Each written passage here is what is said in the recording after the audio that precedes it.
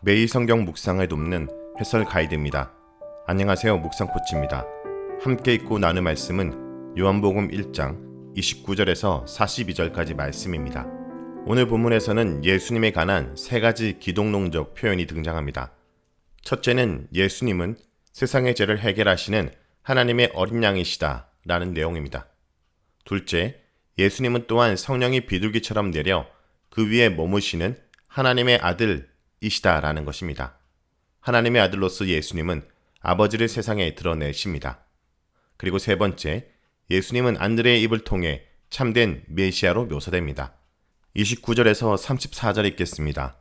이튿날 요한이 예수께서 자기에게 나오심을 보고 이르되 보라, 세상 죄를 지고 가는 하나님의 어린 양이로다.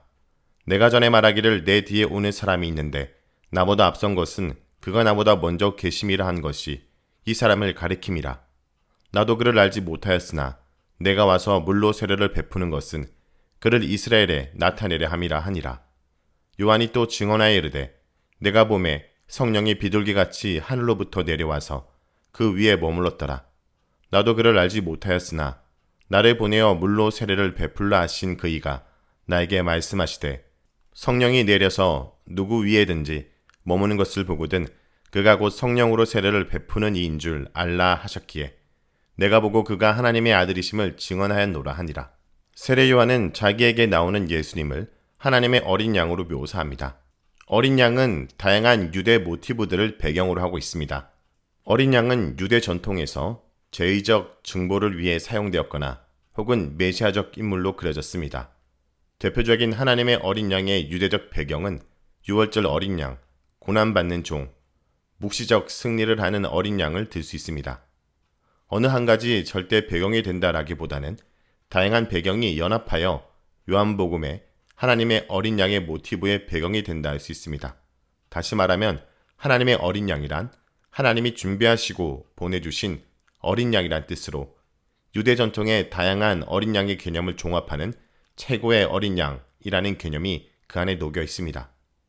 하나님의 어린 양의 핵심 사역은 세상의 죄를 해결하는 것입니다. 단수로 쓰인 죄는 세상의 죄들의 총체를 뜻합니다. 예수님은 단지 이스라엘의 속죄를 위한 제물이 아니라 온 세상을 위한 제물입니다. 지고 가다로 번역된 아이로는 죄와 관련하여 용서하다를 뜻하기도 하지만 원래의 뜻은 들어올리다 혹은 치우다입니다. 이 단어는 예수님이 세상의 죄를 없애기 위해 대신 죄를 짊어지고 가는 모습을 나타내기에 충분합니다. 다른 한편 여기서 어린 양 예수님의 모습은 희생자의 모습이 아니라 승리자의 모습이라고 볼 수 있습니다. 실제 요한복음 안에서도 아이로의 뜻이 정복하여 빼앗다로 나타나기도 합니다. 이것은 계시록의 어린 양의 모습과 유사합니다. 물론 계시록은 이러한 왕으로서 어린 양의 모습과 함께 그의 대속적 죽음을 동시에 이야기합니다. 따라서 우리는 요한복음의 어린 양 이미지에는 이러한 속죄 제물로서의 모습과 영광스러운 왕의 모습이 같이 있다라고 보아야 합니다. 30절은 15절의 내용의 반복입니다. 15절에서 언급된 선지하신 하나님의 아들로서의 예수님, 그분이 곧 하나님의 어린 양이라는 뜻입니다.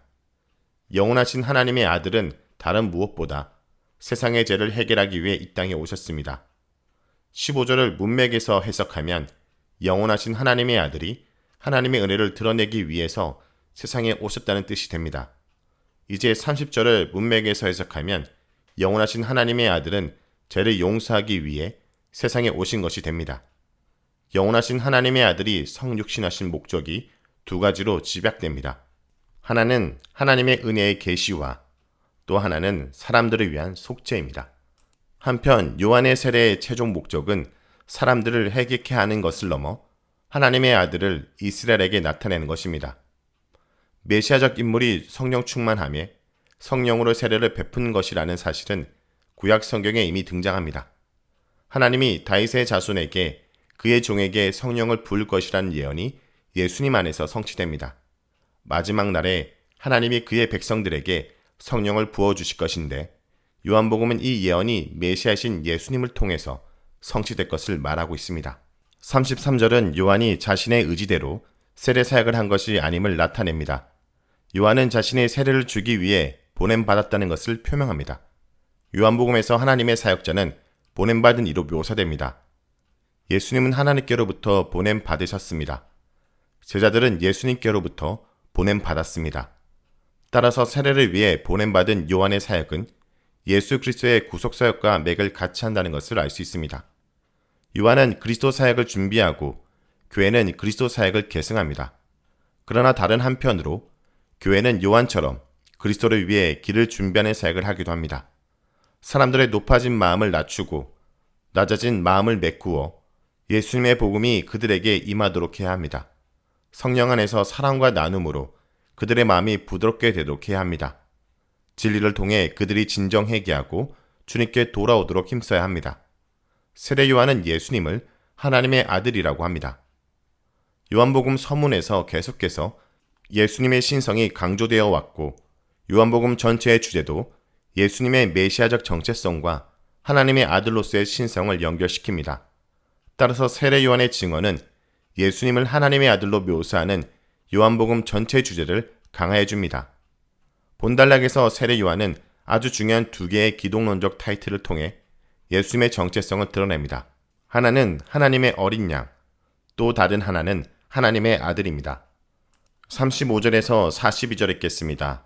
또 이튿날 요한이 자기 제자 중 두 사람과 함께 섰다가 예수께서 거니심을 보고 말하되 보라 하나님의 어린 양이로다. 두 제자가 그의 말을 듣고 예수를 따르거늘 예수께서 돌이켜 그 따르는 것을 보시고 물어 이르시되 무엇을 구하느냐? 이르되 랍비여 어디 계시오니까 하니 랍비는 번역하면 선생이라. 예수께서 이르시되 와서 보라. 그러므로 그들이 가서 계신 데를 보고 그날 함께 거하니 때가 10시쯤 되었더라. 요한의 말을 듣고 예수를 따르는 두 사람 중 하나는 시몬 베드로의 형제 안드레라. 그가 먼저 자기 형제 시몬을 찾아 말하되 우리가 메시아를 만났다 하고 메시아는 번역하면 그리스도라. 데리고 예수께로 오니 예수께서 보시고 이르시되 내가 요한의 아들 시몬이니 장차 게바라 하리라 하시니라. 게바는 번역하면 베드로라. 세례 요한의 제자 두 사람이 등장합니다. 한 사람 이름은 안드레이고 다른 한 사람 이름은 무명입니다. 무명의 제자가 누구인지에 대해서 여러 의견이 있습니다. 공간복음에는 베드로와 안드레, 야고보와 요한이 예수님의 첫 제자들로 나옵니다. 요한복음의 이 장면에서 베드로와 안드레 그리고 무명의 제자가 등장하기 때문에 아마 이 무명의 제자는 예수님의 사랑하는 제자로 묘사된 요한일 가능성이 있습니다.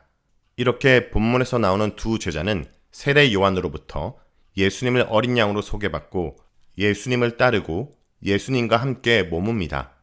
이후 안드레는 그의 형제 베드로에게 예수님을 메시아로 소개합니다.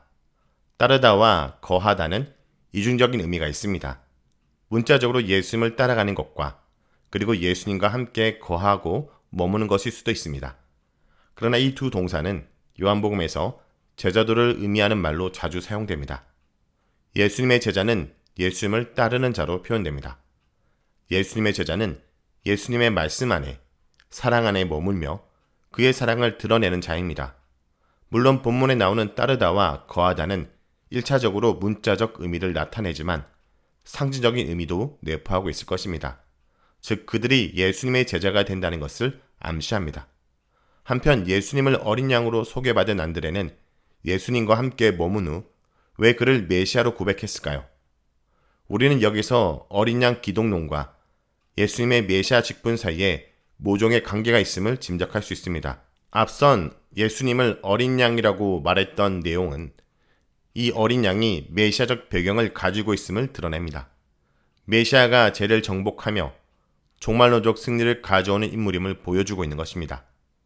예수님을 세상의 죄를 대속하기 위해 죽으신 속죄물뿐 아니라 그 죄를 정복하는 영광스러운 메시아로 묘사하고 있는 것입니다. 자, 여기까지가 요한복음 1장 29절에서 42절까지 말씀입니다. 오늘 말씀을 통해 우리는 무엇을 묵상하고 적용해야 할까요? 예수님만을 온전히 드러내고 전해야 합니다. 세례 요한은 예수님에 대해 있는 그대로 증거했습니다. 그를 세상 죄를 지고 가는 하나님의 어린 양이라고 소개합니다. 이것은 예수님의 어린 양처럼 제물로 하나님께 바쳐져야 된다는 뜻이고 그의 죽음을 암시하는 소개입니다. 이렇게 예수님을 소개한 세례 요한은 이미 물세례를 주는 사람으로 유명했습니다. 그런데 그는 제자들 앞에서 물세례의 중요성을 격하합니다. 예수님의 성령 세례가 궁극적인 목적일 뿐 자신이 준 세례에 머물러서는 안 된다고 말합니다. 정말 주목해야 될 분은 자신이 아니라 예수님이라는 것입니다. 그리고 세례 요한은 자신의 충실한 제자들을 예수님에게 보내어 예수님의 제자가 되게 합니다.